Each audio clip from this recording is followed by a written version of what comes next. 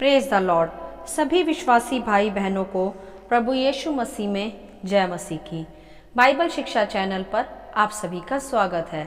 हमारे इस चैनल को देखने के लिए आप चैनल को सब्सक्राइब करें और बेल आइकन के ऑल बटन को ज़रूर दबाएं, तभी आपको हमारी आने वाली हर वीडियो का नोटिफिकेशन मिलता रहेगा। आज मैं आपके लिए बाइबल की पुस्तक से लूका अध्याय 7 का 36 से 50 वचन लेकर आई हूँ। फरीसी के घर पापिन स्त्री को क्षमा। तो चलिए भाइयों बहनों, हम वीडियो स्टार्ट करते हैं। बाइबल दर्शाती है यह उस समय की बात है जब प्रभु यीशु यहूदिया के राज्य में प्रचार किया करते फिरते थे। तब उसी समय किसी एक फरीसी ने प्रभु से विनती की कि वह उसके साथ भोजन करे, अर्थात उस फरीसी ने प्रभु को डिनर पर इनवाइट किया। तब प्रभु यीशु उस फरीसी के घर में गए तथा वहाँ भोजन करने बैठे। तब उसी नगर की एक पापिन स्त्री को जब यह पता चला कि प्रभु यीशु उसी के नगर में एक फरीसी के घर में है, तब वह स्त्री भी उस फरीसी के घर प्रभु यीशु से मिलने पहुंची तथा वह अपने साथ एक संगमरमर के पात्र में इत्र लाई। हालेलुया। जैसे कि प्रभु यीशु नगर नगर गांव-गांव में परमेश्वर का उपदेश दिया करते थे और सब नगरों और राज्यों में प्रभु की चर्चा हुआ करती थी और सभी उनसे मिलना चाहते थे, उनसे जीवन की बातें सुनना चाहते थे। तो इसी प्रकार वह पापिन स्त्री भी वहाँ फरीसी के घर में पहुँची। पापिन स्त्री को वहाँ उस नगर में पापिन स्त्री के नाम से ही पुकारते थे, क्योंकि वह गलत कामों में फंसी थी। जैसे यह साबित भी होता है कि उस स्त्री के पास इत्र तथा बहुमूल्य इत्र, जिसे लगाकर वह आकर्षित किया करती थी लोगों को अपने प्रोफेशन के अनुसार, वह उस स्त्री के पास था और वह स्त्री उस बोतल को वहां अपने साथ लाई थी। तब वह स्त्री यीशु के पांव के पास आई, रोती हुई, बिलखती हुई, आंसुओं के साथ उसने यीशु के पांव को भर दिया तथा फिर उसने अपने सिर के बालों से ही यीशु के पांव को पोंछा तथा उसके पश्चात उसने वह इत्र प्रभु यीशु के पांव पर डाल दिया तथा बार बार यीशु के पांव को चूमने लगी। पहले यहाँ हम थोड़ा समझेंगे व सीखेंगे। मेरे प्रियो, वह स्त्री ऐसे पाप में थी जिससे वह दूसरों को भी ठोकर देती तथा पाप में शामिल करती थी, अर्थात वेश्यावृत्ति का पाप, जो एक स्त्री के लिए एक घिनौना अपराध है। वह स्त्री ऐसे पाप में थी और उसके पास इस पाप के लिए इनवाइट करने के लिए ही वह बहुमूल्य इत्र भी था। तो जब उस स्त्री के नगर में प्रभु यीशु आए, जिसकी चर्चा वो पहले से ही सुन चुकी थी, तो उसके भीतर एक समर्पण की बदलाहट आई, एक पाप अंगीकार की बदलाहट आई। तो वह स्त्री अपने पाप को, अपनी शर्मिंदगी को, अपने टूटे हृदय को लेकर प्रभु के चरणों में समर्पित करने पहुंची। जबकि उस स्थान के सभी लोग उससे घृणा करते थे, उसे व्यभिचारिणी जानकर, फिर भी उसने किसी भी बात की परवाह न करते हुए अपने पाप अंगीकार को, प्रभु में समर्पण को अधिक मूल्यवान जाना। मेरे प्रियो, एक तो यह है कि जिस स्थान या नगर में प्रभु जाते थे वह एक उद्देश्य के साथ होता था, जिससे उस क्षेत्र के लोग छुटकारा पाएं अपने पुराने जीवन से।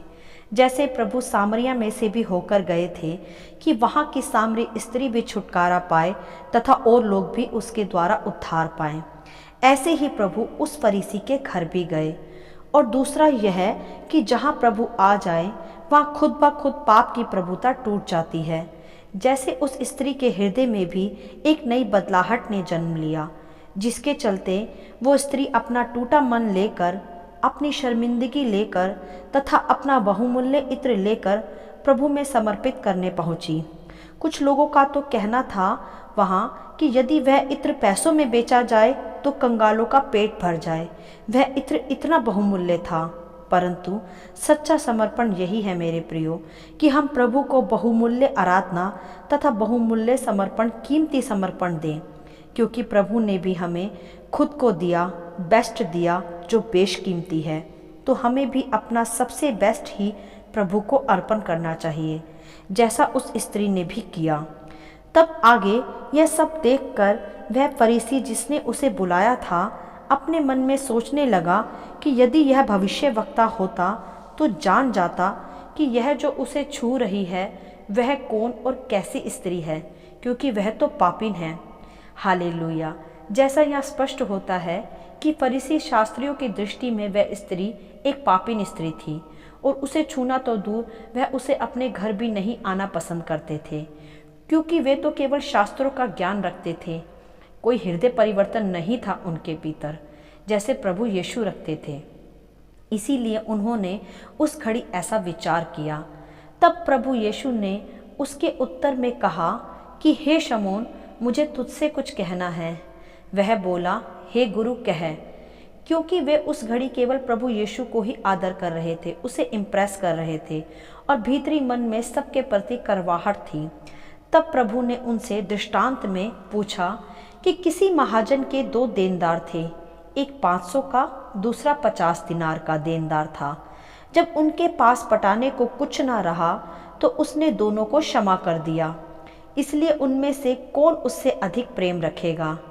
तब उस पर उस फरीसी ने उत्तर दिया कि मेरी समझ में वह जिसका उसने अधिक छोड़ा है।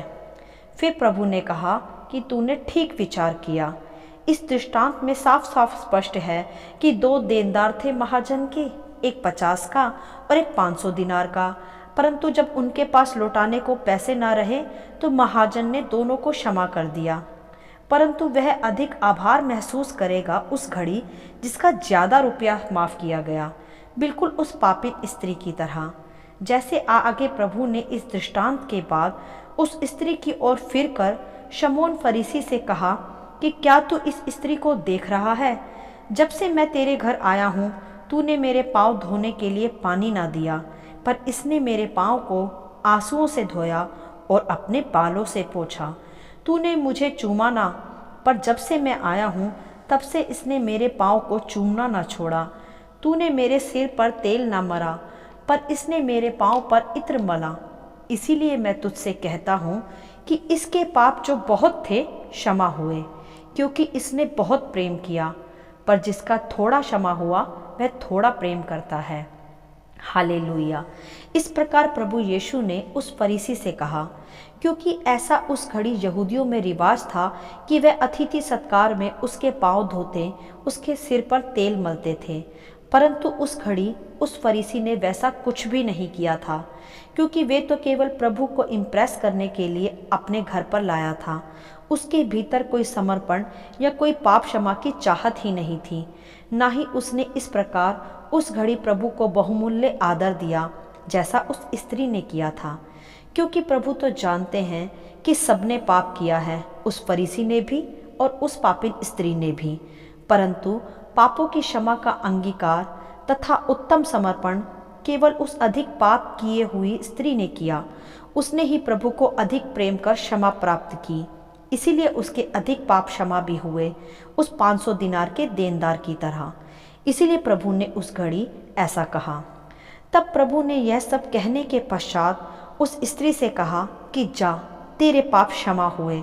क्योंकि मेरे प्रियो, सच्चे प्रेम में, सच्चे समर्पण में, पाप अंगीकार में ही क्षमा है।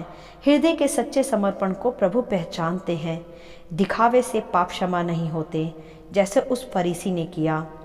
तब जो लोग उसके साथ भोजन करने बैठे थे, वे अपने अपने मन में सोचने लगे कि यह कौन है जो पापों की क्षमा करता है, क्योंकि वह नहीं पहचान पाए थे प्रभु यीशु को कि उसी के पास पाप क्षमा का सारा अधिकार है। परंतु वह पापिन स्त्री पहचान गई थी, इसीलिए उसने प्रभु यीशु से पाप क्षमा की प्रार्थना रो रो कर आंसुओं के साथ, अर्थात सच्चे पश्चाताप के साथ की। तभी प्रभु ने फिर उससे कहा कि तेरे विश्वास ने तुझे बचा लिया, कुशल से चली जा। हालेलुया। क्योंकि उस स्त्री को विश्वास था कि जिससे वह क्षमा की याचना कर रही है वह कोई मामूली पुरुष नहीं, पापों की क्षमा का अधिकार रखने वाला परमेश्वर का पुत्र प्रभु यीशु मसीह है। तो भाइयों बहनों, क्या सीखते हैं हम आज इस अध्याय से?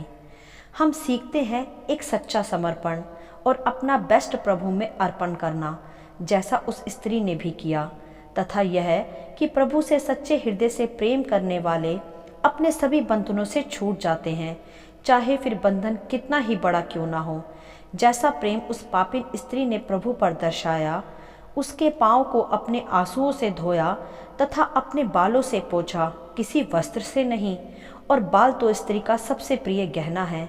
बाल स्त्री की सुंदरता है, बालों के बिना तो स्त्री भद्दी दिखती है।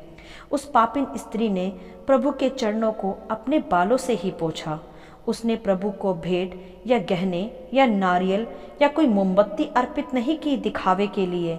उसने अपना सबसे बहुमूल्य इत्र, जिससे वह गलत कामों को करती थी, अर्थात पुराने पाप में अट्रैक्शन के लिए उसे इस्तेमाल करती थी, उसने वही इत्र प्रभु के पांव पर उंडेल दिया।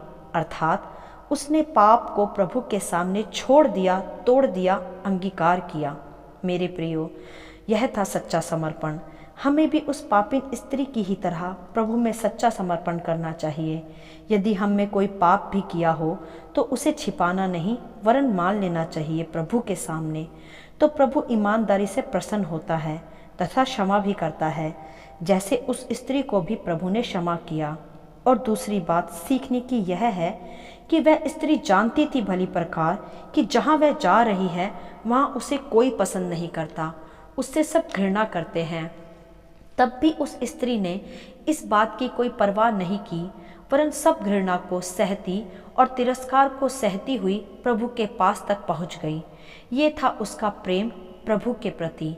तो हमें भी ऐसा ही प्रेम रखना चाहिए, प्रभु से बिना किसी डर के, बिना किसी तिरस्कार की परवाह किए हुए कि लोग क्या कहेंगे, क्या बोलेंगे, कि हमने प्रभु यीशु को स्वीकार कर धर्म बदल लिया, तो प्रभु में बढ़े या नहीं बढ़े, चर्च जाएं या नहीं जाएं, ऐसे ऐसे विचार हम अपने हृदयों में रखते हैं। मेरे प्रियो, जैसे उस स्त्री ने किसी भी बात की परवाह किए बिना प्रभु के प्रति सच्चा समर्पण व प्रेम दिखाया और अपने सभी पापों की क्षमा पाकर उद्धार प्राप्त कर लिया, हमें भी बिल्कुल उसी प्रकार प्रभु में सच्चा समर्पण तथा प्रेम रखना चाहिए और तुरंत अपने सभी पापों का पश्चाताप करना चाहिए। कुछ भी अपने भीतर नहीं रख छोड़ना चाहिए। अपने हृदय को प्रभु के सम्मुख खोलना चाहिए, क्योंकि टूटा मन परमेश्वर के ग्रहण योग्य सच्चा बलिदान है, जैसा उस पापिन स्त्री ने भी किया। उसने अपनी शर्मिंदगी को, अपने टूटे मन को परमेश्वर में पूर्ण रीति से समर्पित किया तथा अपना पुराना जीवन, वह इत्र भी प्रभु के चरणों में उंडेल दिया, अर्थात पुराना जीवन, पाप से भरा जीवन त्याग दिया और प्रभु के द्वारा पूरी तरह वह स्त्री क्षमा की गई। मेरे प्रियो, हमें भी बिल्कुल इसी प्रकार का सच्चा समर्पण करना है, पापों की क्षमा मांगनी है, बिना किसी भी बात के परवाह किए हुए केवल दिखावे का प्रेम नहीं रखना प्रभु के प्रति, जैसे उस फरीसी ने दिखाया, वरन सच्चा प्रेम रखना है उस स्त्री की तरह। मेरे प्रियो, दिखावटी मसीह ना बने, सच्चे व फलवंत मसीह हमें बनना है। आज बहुत से लोग ऐसे हैं जो पाप में पड़े हैं, गुनाहों में फंसे हैं और समाज के डर से प्रभु के सम्मुख भी नहीं आते, अर्थात चर्च भी नहीं जाते। तो आज प्रभु उनसे भी कहता है कि यदि कोई उस स्त्री की ही तरह अपने सभी पापों को मान लेगा व सच्चा समर्पण करेगा, तो प्रभु अवश्य उनके सभी पापों को क्षमा करेंगे। तो जाइए मेरे प्रियो, प्रभु के चरणों में अपने सच्चे समर्पण को लेकर, अपने सच्चे पश्चाताप को लेकर और प्रेम की बहुमूल्य भेंट प्रभु के चरणों में अर्पण करें। प्रभु और आपसे कुछ नहीं चाहता, केवल आपका प्रेम व आपका सच्चा समर्पण ही आपको सभी पापों से आज़ाद कर सकता है तथा एक नया जीवन व उद्धार भी आपको दिला सकता है। ध्यान दे भाइयों बहनों, प्रभु से प्रेम सबके सामने करें, उससे मिलने सबके सामने जाएं। उस पापिन स्त्री की तरह किसी भी घृणा या तिरस्कार की परवाह न करें। अपने उद्धार को पाने की चाह रखें, उसके लिए किसी समय का इंतज़ार ना करें, तुरंत समर्पण करें। याद रखें मेरे प्रियो, सीक्रेट बिलीव में रहना भी एक पाप है। खुलकर समर्पण करें, प्रभु को सबके बीच में स्वीकार करें, क्योंकि परमेश्वर ने भी कहा है कि जो मुझे सबके सामने स्वीकार करेगा, मैं पिता के सामने उसको स्वीकार करूँगा। मेरे प्रियो, दाएं बाएं क्या है, कौन है, ना देखें कि कोई क्या कहेगा। बस आत्मा से सच्चा समर्पण करें, पश्चाताप की प्रार्थना करें, फिर देखें आपका उद्धार शीघ्र होगा। आपके बड़े से बड़े पाप भी तुरंत क्षमा किए जाएंगे और आप प्रभु में ग्रहण योग्य होंगे उस पापिन स्त्री की तरह। हालेलुया। आशा करती हूँ इन सभी वचनों का संक्षिप्त विवरण आप सभी को समझ में आया होगा। परमेश्वर आपको अपनी पवित्र आत्मा की भरपूरी से सदा भरता रहे। यदि आप चाहते हैं कि दूसरे भी इन्हें सुनकर आशीष पाएं, तो आप दूसरों के साथ भी इन्हें बांट सकते हैं, क्योंकि हमारे प्रभु यीशु मसीह की यही इच्छा है। आमीन and God bless you all.